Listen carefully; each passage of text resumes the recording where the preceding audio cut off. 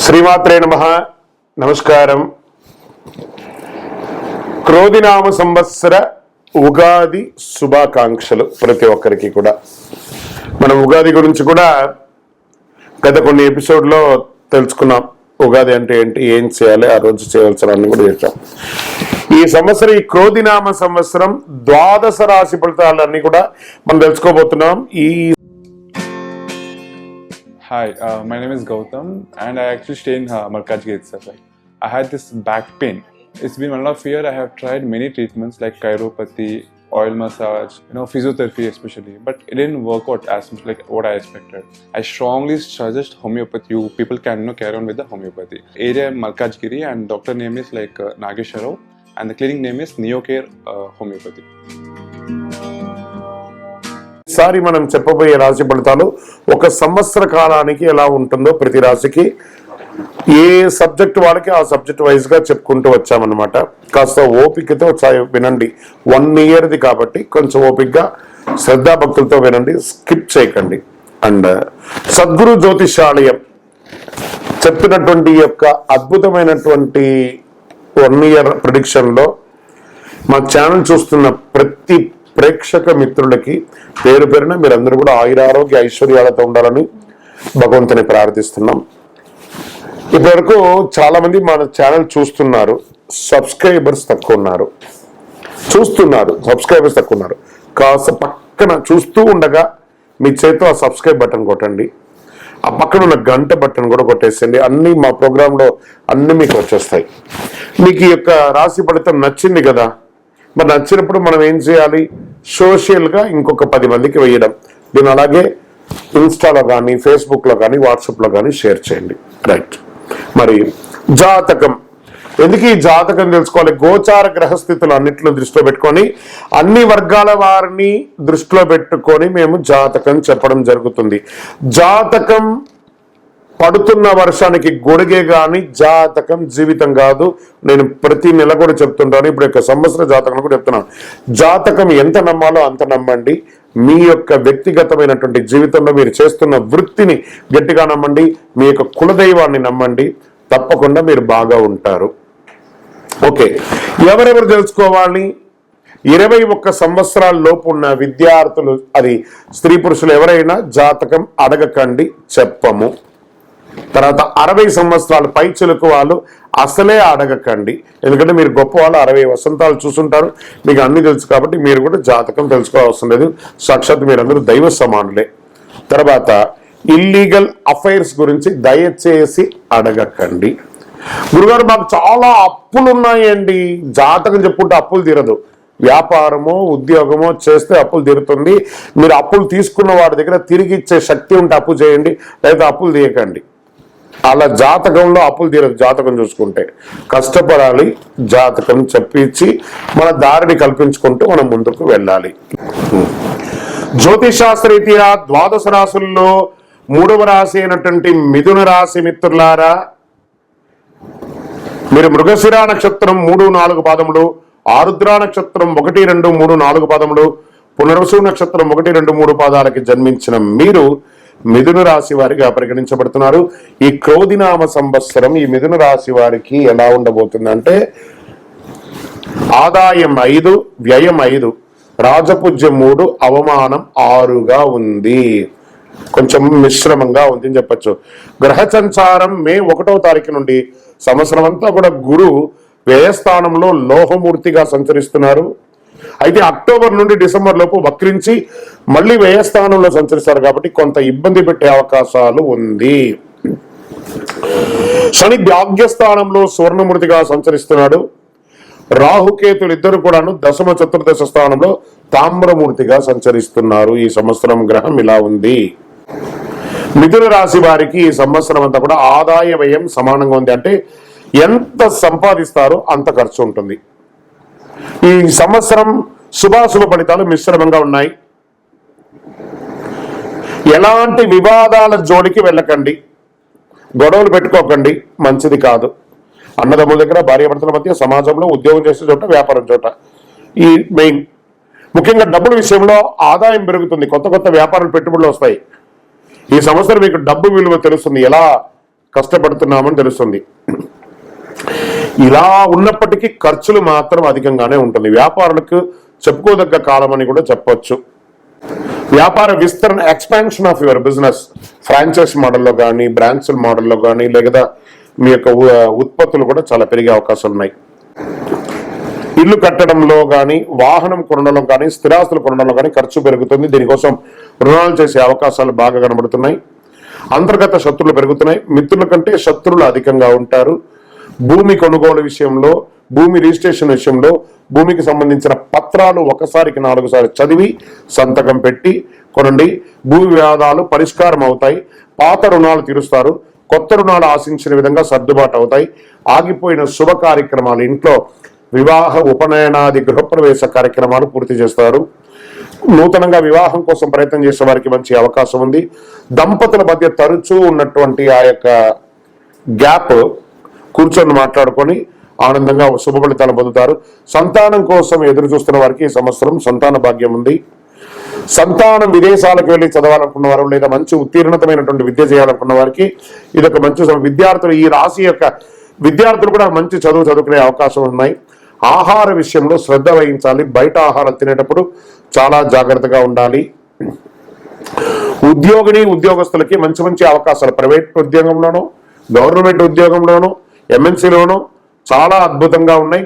కొత్తగా ఉద్యోగాలు కూడా విదేశాల్లో దొరికే అవకాశాలు ఉన్నాయి. ప్రభుత్వ ఉద్యోగస్తులకైతే పదవి యోగం, ఉపాధ్యాయులకి స్థాన చలనం, విద్యార్థులైతే మంచి ర్యాంకులు కొడతారు. కోర్టు తగాదాలు, ఆస్తి తగాదాలు అన్ని కూడా కొలికి వచ్చే అవకాశాలు కనబడుతున్నాయి. విదేశాలకు సంబంధించి గ్రీన్ కార్డు, సిటిజన్షిప్ కోసం ట్రై చేసే వాళ్ళకి this is the right time. Cinema, TV, media రంగం వారికి చాలా అనుకూలంగా ఉంది. ఈ సంవత్సరం కళాకారులకి చాలా మంచి అవకాశాలు ఉన్నాయని చెప్పొచ్చు. వ్యవసాయ రంగం వారికి చాలా అనుకూలంగా ఉంది. విశేషమైన లాభం గోచరిస్తుంది. మెడికల్ రంగాల వారికి కూడా చాలా అనుకూలంగా ఉంది. వేడుకలు, శుభ కార్యక్రమాల్లో పాల్గొంటారు.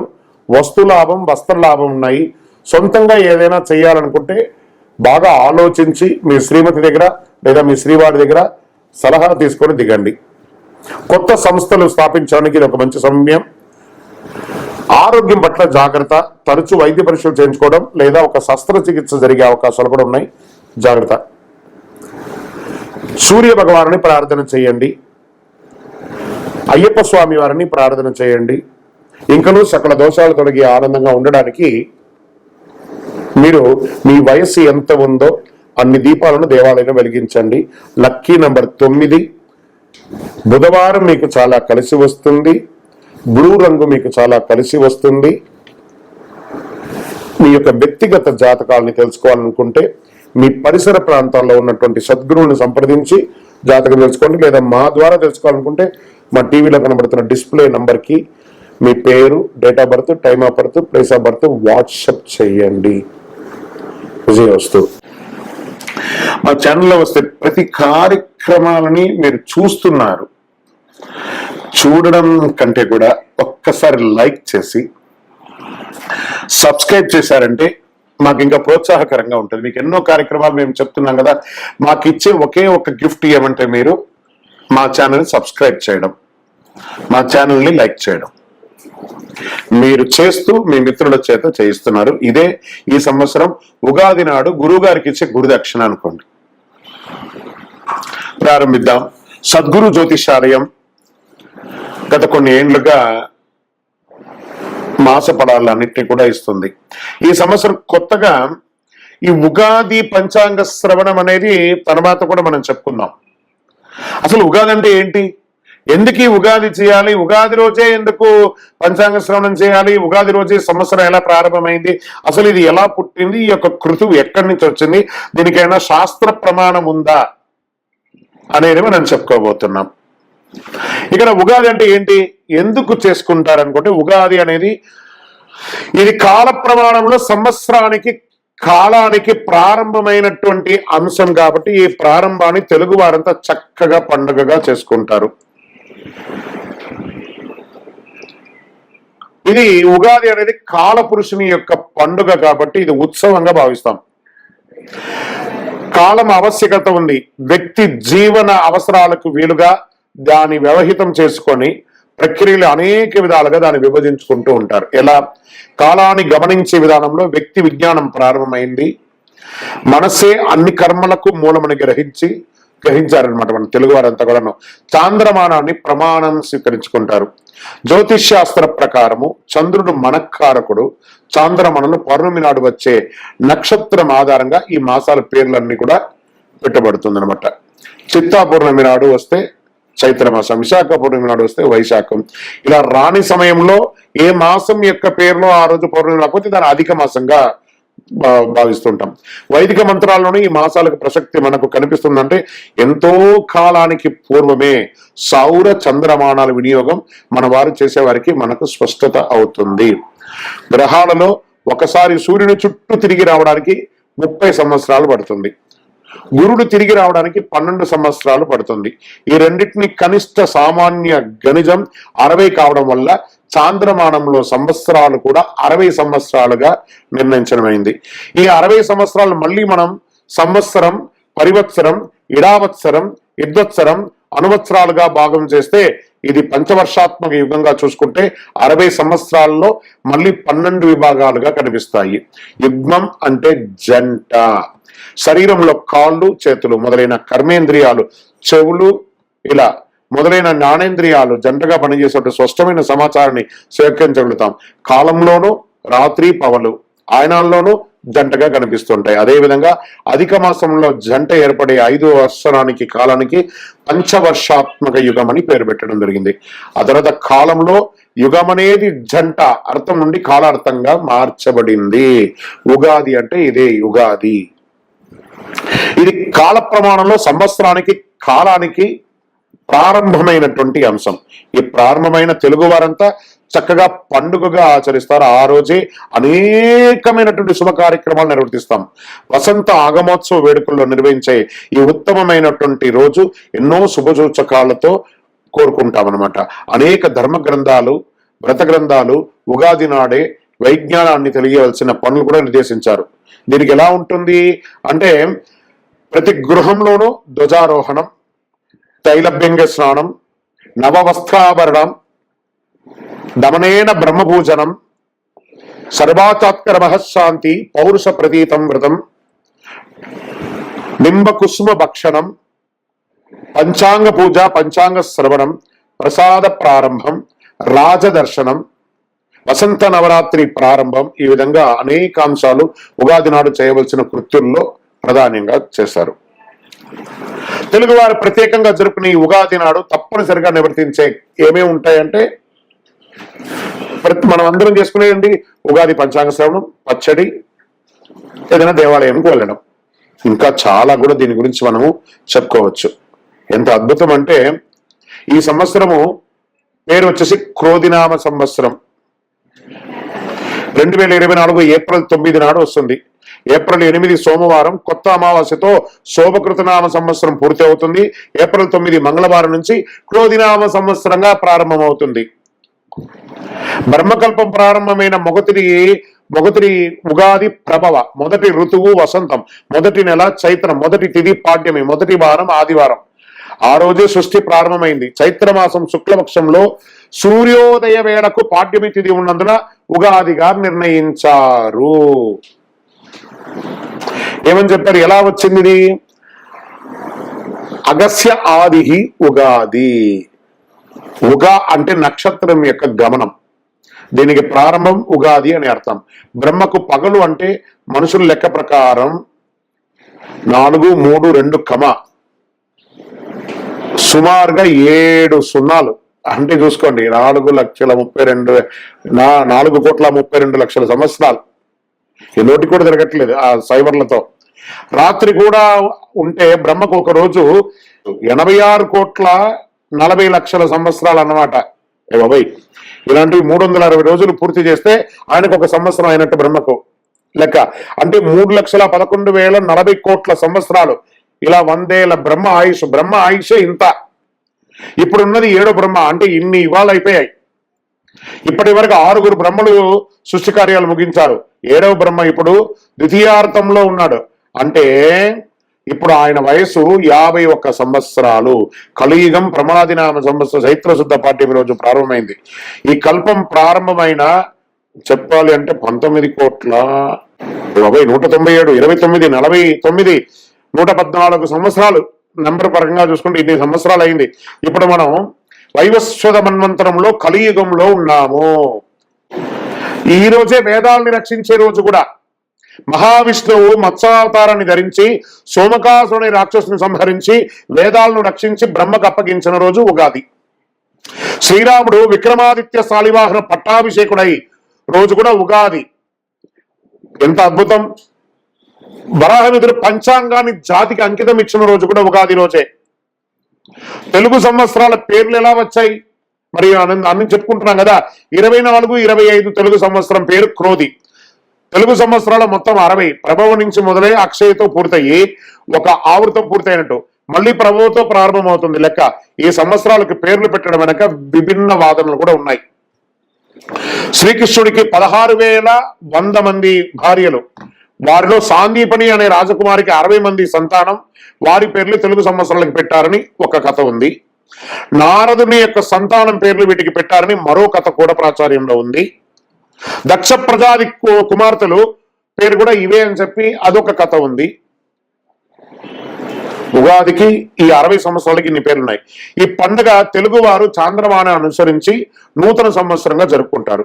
ఈ పండుగను కేవలం తెలుగు రాష్ట్రాల వారే కాకుండా బెంగాల్, కేరళ, పంజాబ్, మహారాష్ట్ర, అస్సాం రాష్ట్రాల్లోనూ జరుపుకుంటారు. కర్ణాటకలోను ఉగాదిగానే పరిగణిస్తే మహారాష్ట్రలో గుడి పావడ అనే పేరుతో పిలుస్తారు. తమిళనాడులో పుత్తాండ్ అని పిలుస్తారు. మలయాళీలు విషు అని పిలుస్తారు. సిక్కులు వైశాఖి గాను, బెంగాలీలు పాయిల్ గాను, వైశాఖ్ గాను జరుపుకుంటుంటారు. అంటే రకరకాలుగా ప్రతి ఒక్కరు వారి యొక్క రాష్ట్ర ప్రకారం ఆ కొత్త సంవత్సరానికి చాలా విశేషమైనటువంటి పిలుస్తారు. ఈ ఉగాదితో ప్రారంభమయ్యే క్రోధినామ సంవత్సరం అందరికీ శుభాలు కలగాలని మనస్ఫూర్తిగా కోరుకుంటాము. సరే, ఏం చేద్దామండి? ఈ ఉగాది రోజు ఏమేమి చేయాలి? తెలుగువారు ప్రత్యేకంగా జరుపుకునే ఉగాది ఇక్కడ ధనిక పేద చిన్న రాజు పేద లేదు, ప్రతి ఒక్కరు జరుపుకుంటారండి. తెల్లవారుజామున సూర్యోదయాత్పూర్వం నిద్ర లేవడం, తైలాభ్యంగన స్నానం. చిన్నప్పుడు మీకు అందరికీ గుర్తుందా? తల్లి మన నానమ్మలు అమ్మమ్మలు అంతా నూనె పెట్టి శరీరం అంతా నూనె పెట్టి మనకు మసాజ్ లాగా చేసి పెడుతుంటారు, ఎండకు నిలబెడుతుంటారు. అలాంటిది సంవత్సరం పొడుగున చేయకపోయినా కనీసం ఉగాది రోజు ఇది చేయాలి. మంచి నువ్వుల నూనెతో మంచిగా నూనె పెట్టుకొని ఎండకు నిలబడాలి కాసేపు. తర్వాత చక్కగా స్నానం, సీకాకాయతో స్నానం, టెక్నాలజీ ప్రకారం షాంపూ వగేరాలు. ఇంకేం గొప్పగా కనబడుతుందంటే పంచాంగ శ్రవణం కనబడుతుందట. నింబ కుసుమ భక్షణం, వేప పువ్వు పచ్చడి తినడం. ఋతు సంబంధంగా పండగ ఉగాది కావడం వల్ల తప్పనిసరిగా వేప పువ్వు పచ్చడి తినాలి. మన శరీరంలో ఉన్నటువంటి రసాయన మార్పిడి ఆరోగ్యపరమైనటువంటి ఆ యొక్క నరాలని యాక్టివేట్ చేస్తుంది అనమాట. ఆ యొక్క వీటన్నింటినీ కూడాను. పాల్గొన శుద్ధ పౌర్ణమి తెల్లవారి మామిడి పువ్వుని తినాలని, ఉగాది నాడు వేప పువ్వు తినాలని చెప్పడం వల్ల ఆ రోజు ఉగాది పచ్చడి షడ్రుచులతో తయారు చేయడం ఆనవాయితీ. ప్రతి ఒక్కరింటిలో చూడండి ఉగాది పచ్చడి చేస్తారు. పక్కింటి వాళ్ళకి ఇస్తారు, ఎదురింటి వాళ్ళకి ఇస్తారు, పని వాళ్ళకి ఇస్తారు, పై వాళ్ళకి ఇస్తారు, అందరికి ఇస్తారు ఉగాది పచ్చడి. ఇక్కడ ఏం చెప్పాడు? వర్షౌదు భక్షణాం శర్కరాంల కృతం. ఏం చెప్పారంటే ఆ యొక్క అన్ని రకాలైనటువంటి కలయికతో కూడినటువంటి ఉగాది నాడు సంవత్సరం వేప పువ్వు, చక్కెర, బెల్లం, చింతపండు, నెయ్యి కలిపి మొదటి జామునందే తింటే ఆ సంవత్సరం అంతా సుఖంగా జరుగుతుందని నమ్మకం మన యొక్క తెలుగు వారిది. సరే, అది తీసుకుంటాం. మళ్ళీ ఏం చేయాలి? పంచాంగ శ్రవణం. తిథివార నక్షత్రాలతో కూడిన పంచాంగాన్ని ఆ రోజు వినడం వల్ల ఆ సంవత్సరం అంతా ప్రణాళిక వేసుకుని మనం రూట్ మ్యాప్, ఒక day plan, monthly plan, year plan వేసుకుంటాం కదా. ఇది ఏ సంవత్సరంలో వర్షం, ఏ నెలలో వర్షం వస్తుంది, ఎప్పుడు మూడాలు వస్తాయి, ఏ ముహూర్తాలు ఎలా ఉన్నాయి, ఏ రాశి వారికి ఎలా ఉన్నాయి, ఏం చేసుకుంటే బాగుంటుంది, రాజకీయం ఎలా ఉంటుంది, వ్యాపారస్తులకు ఎలా ఉంటుంది, ఉద్యోగస్తులకు ఎలా ఉంటుంది వినబడే ఆ పంచాంగ శ్రవణం 5 అంగములతో కూడినటువంటి పంచాంగం అంటారు. సంవత్సరం ప్రారంభంలో సంవత్సరం యొక్క విశేషాలు అధ్యయనం చేస్తే సంవత్సరం తీసుకునే నిర్ణయాలన్నిటికీ ఒక శుభ సూచకంగా ఉంటుంది. పంచాంగాన్ని గురించి తెలుసుకోవడం అంటే సంవత్సరం సంబంధమైన అంశాల ముందు జాగ్రత్త కోసం ప్రయత్నం చేస్తుంటే వర్షాలు పడే విధానం ఎలా ఉంటుంది, భూమి పండే విధానం ఎలా ఉంటుంది, ఏ ధాన్యాలకి విలువ పెరుగుతుంది, యుద్ధాలు వస్తాయా, పశు సంపద ఏమైనా ఉంటుందా, రాజు ఎవరు, మంత్రి ఎవరు, సస్యశ్యామలంగా ఉంటుందా, ఏమేమి తెలుసుకోవాలి, సంవత్సరంలో ఎలా మెలగాలి, మూడాలు ఎప్పుడు, గ్రహణాలు ఎప్పుడు, అవన్నీ చెప్పుకోవడమే ఈ పంచాంగ శ్రవణం యొక్క విశేషాలు. అన్ని వర్గాల వారిని ప్లాన్ అంటే ఒక ఇయర్ ప్లాన్ లాంటిది అనమాట. పంచాంగాలు అంటే తిథి వార నక్షత్ర యోగ కరణాలే పంచ అంగములు. భూమి నుండి ఆకాశంలో సూర్య చంద్రాదులు దూరాలను గణించే వారికి సంబంధించిన వివరాలు అందించే ఒక విజ్ఞాన శాస్త్రమే ఈ యొక్క పంచాంగం. ఒక రకంగా ఆకాశాన్ని అరిచేతిలో చూపిస్తున్నట్టే అనుకోండి. వర్షం బలానప్పుడు పడుతుంది, ఈ మాసం ఇప్పుడు వస్తుంది, అధిక మాసం ఇలా వస్తుంది, గ్రహణం ఇలా వస్తుంది, ఇవన్నీ కూడాను అరిచేతిలో చెప్పడమే ఈ యొక్క పంచాంగం. అది ఎటు అనామతిగా చెప్పడం కాదు, లెక్కతో సహా వేసి చెప్పడం అనమాట. ఇది దీని ఆధారంగా మన నిత్య నైమిక కార్యక్రమాలన్నీ కూడా నెరవేర్చుకుంటాం. ఏం చెప్పాడు వేద ప్రమాణంలో? తిదేశ శ్రీమాప్నోతి వారాద్ ఆయుష్యవర్ధనం నక్షత్రాద్ హరతే పాపం యోగాత్ రోగ నివారణం కరణం కార్యసిద్ధించ పంచాంగ ఫలముత్తమం. అంటే కాల విత్కృతిమాన్ దేవానుగ్రహాలభతే అంటూ తిథి శ్రేయస్సును, వారం ఆయుష్ను, నక్షత్రం పాప నివారణను, యోగం రోగ నివారణను, కరణం కార్యసిద్ధిని కలిగిస్తుంది. ఇవన్నీ వింటే ఈ పంచాంగ శ్రవణంలో బ్రహ్మ ఆయుర్దాయం మన నిత్య స్ఫూర్తి అంటుంది అనమాట. ఆద్య బ్రహ్మ ద్వితీయ వరార్తే శ్వేతవరాహ కల్పే వైవస్వత మన్మంత్రే కలియుగే ప్రథమే పాదే అస్మిన్ వర్తమానిన వ్యావహారిక చాంద్రమానైన స్వస్తి స్త్రీ క్రోధినామ సంవత్సరే చైత్రమాసే శుక్లపక్షే ప్రతిపద్యామి. ఈ సంవత్సరం ఏమొచ్చింది? 9వ తారీఖున వచ్చింది, మంగళవారం నాడు వచ్చింది 2024. ఈ క్రోధినామ సంవత్సరం అంటారు దీన్ని. 60 సంవత్సరంలో ఇది 38వ సంవత్సరము. ఇది బాగా గుర్తుపెట్టుకోవాలి అందరూ కూడాను. ఈ వైవస్వన్వంతరంలో 27 మహాయుగాలు గడిచిన తర్వాత 28వ మహాయుగంలో కలియుగంలో ఇప్పటికీ 5124 సంవత్సరాలు గడిచి ప్రస్తుతం 5125వ సంవత్సరంలో మనం ఉన్నాము. అవ్యవహితమైనటువంటి కాలాన్ని మన అవసరాలకు చాంద్రమాన రీత్యా విభజించుకుంటే 60 సంవత్సరాల ప్రమాణ కాలంలో వాటిలో ప్రస్తుతం 6వ యుగం అహిర్భక్తం శివదేవతాకమైనటువంటి జరుగుతున్నది. ఈ యుగంలో ఉండే 5 సంవత్సరాలు, ఈ సంవత్సరాల పేరు క్రోధినామ సంవత్సరం. వరుసలో ఇది 38వ సంవత్సరం. ఈ సంవత్సరంలో మనం ఏమేమి చేయాలి? దాన ధర్మాలు చేయాలి. పేదలకి మంచినీటి చన్నీటి ఏర్పాటు చేయాలి. దాని యొక్క మట్టి కుండలు ఏర్పాటు చేసి దాహశాంతి చేయాలి. మజ్జిగ ఇవ్వాలి, గొడుగు ఇవ్వాలి, చెప్పులు ఇవ్వాలి పేదవాళ్ళకి. ఇలాంటి దానాలు చేయడం వల్ల చాలా విశేషమైనటువంటి ఫలితాన్ని పొందుతుంది. అన్నిటికంటే కూడా పెద్దవాళ్ళకు నమస్కారం చేయాలి, తల్లిదండ్రులకి నమస్కారం చేయాలి, మీ ఇంటి గురువులని ఉచిత రీతిలో సత్కరించాలి. ఆ పంచాంగ శ్రవణం చెప్పిన తర్వాత ఆ గురువు గారికి గురుదక్షిణ ఇచ్చి నమస్కారం చేయాలి. మన ఇంటిలో పంచాంగం తీసుకొచ్చి మన ఇంట్లో పూజ చేయాలి. ఇంటిలో మామిడి తోరణం కట్టాలి. ఇంటి బయట కాషాయ జెండా ఎగరవేయాలి. పిల్లలకి అందరికి బహుమతులు ఇవ్వాలి. పెద్దవాళ్ళకి నమస్కారం చేయాలి. ఇలాంటి కృతువులంతా కూడా చేస్తే ఉగాది నాడు ఒక మైత్రీయ భావన పెరిగి ఆ ఇల్లంతా కూడాను ఆయురారోగ్య ఐశ్వర్య భోగ భాగ్యాలతో ఉంటుందని శాస్త్ర ప్రమాణం చెప్పింది. ఇది నేను చెప్పట్లేదండి, శాస్త్ర ప్రమాణం. ఉగాది యుగానికి ఆది రోజు. ఈ క్రోధినామ సంవత్సరం అందరూ కూడా ఆయురారోగ్య ఐశ్వర్య భోగభాగ్యాలతో ఉండాలని మనస్ఫూర్తిగా ప్రార్థన చేసుకుంటున్నాను. అఖిలాండ కోటి బ్రహ్మాండ నాయకుడు శ్రీ ధర్మశాస్త్ర అయ్యప్ప స్వామి వారి 18 అవతారాల దేవాలయం తిరుపతి కపిలతీర్థం దగ్గర ఉన్నటువంటి జీవకోన ప్రాంతంలో మీకోసం మేము ప్రార్థన చేస్తుంటాము. ఉగాది రోజు మా ప్రేక్షక మిత్రులందరూ కూడా క్షేమంగా ఉండాలని మన దేవాలయంలో పూజ చేస్తాం. మీరందరూ కూడా క్షేమంగా ఉండాలి. శతమానం భవతి శతాయ పురుష శతేంద్రియ ఆయుష్యేంద్రియే ప్రతిష్టతి. ఇది ఒక చిరు ప్రయత్నం మాత్రం. ఎప్పుడు పంచాంగ శ్రవణం కదా, ఈ వీడియో కొంచెం బోర్ కొట్టినట్టు ఉంటుంది. ఇవన్నీ చెప్పుకుంటుంది, ఇవన్నీ ఏం వింటామని విని చూడండి. నెక్స్ట్ జనరేషన్ కి, మీ పిల్లలకి అందరికి ఇది వేసి చూపించండి.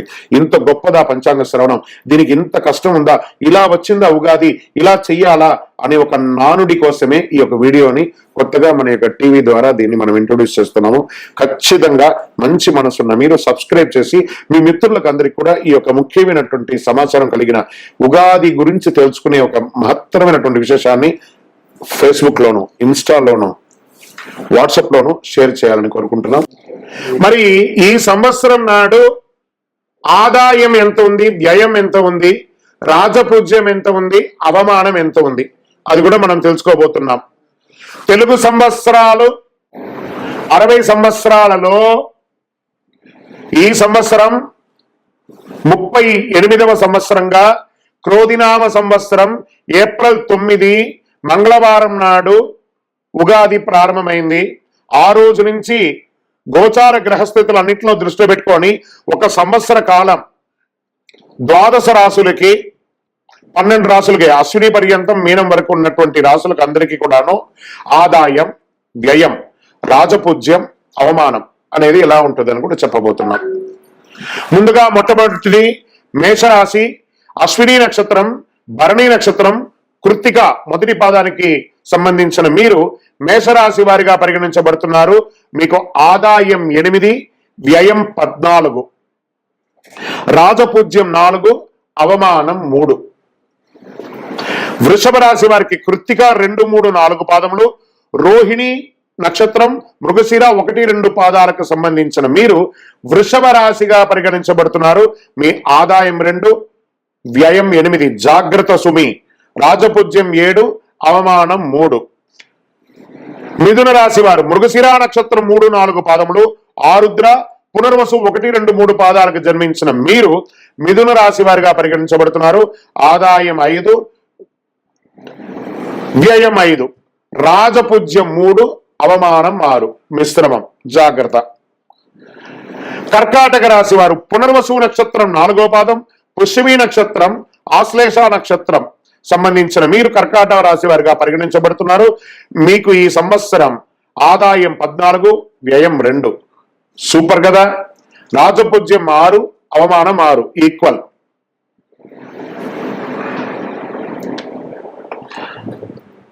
సింహరాశి వారు మీరు మఖా నక్షత్రం, పుబ్బా నక్షత్రం, ఉత్తరా నక్షత్రం యొక్క మొదటి పాదానికి సంబంధించిన మీరు సింహరాశి వారిగా పరిగణించబడుతున్నారు. ఆదాయం 2, వ్యయం 14, జాగ్రత్త.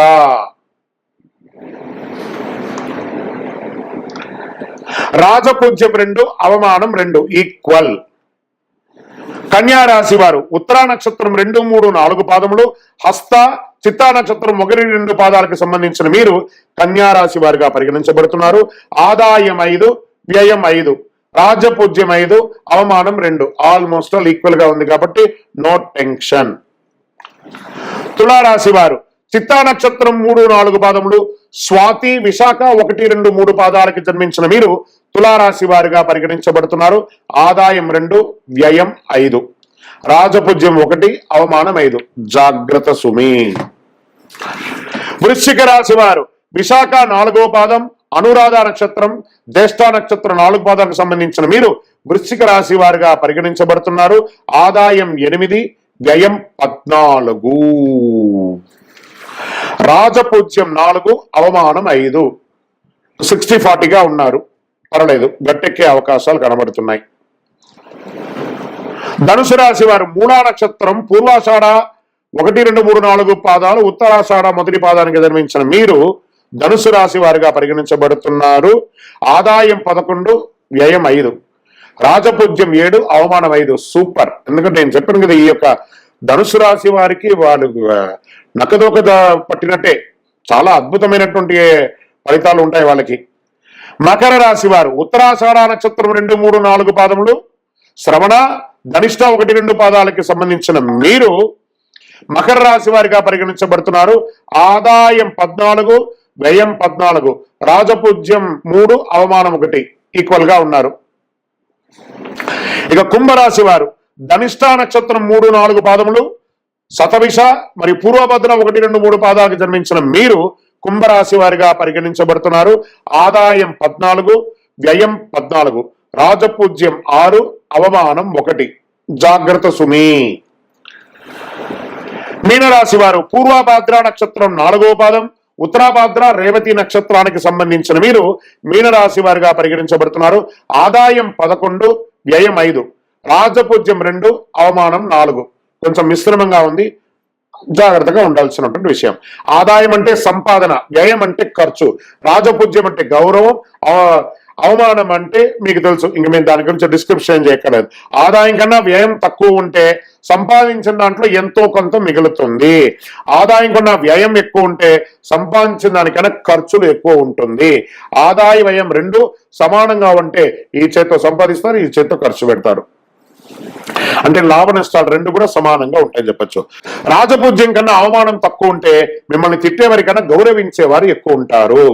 అవమానం ఎక్కువ ఉంటే మిమ్మల్ని పొగిడేవారి కన్నా తిట్టేవారి సంఖ్య ఎక్కువ ఉంటుంది. రాజపూజ్యం అవమానం సమానంగా ఉంటే గౌరవము అవమానము రెండు ఈక్వల్ గా ఉంటుంది. ఈ రెండింటినీ కూడా బేరీజ్ చేసుకొని మీ నిత్య కర్మలు, నిత్య జీవితంలో ఎలా మెదలాలో సంపూర్ణ పంచాంగ విశ్లేషణ, రాశి ఫలిత విశ్లేషణ కూడా కమింగ్ ఎపిసోడ్ లో చెప్పడం జరుగుతుంది. విజయోస్తు.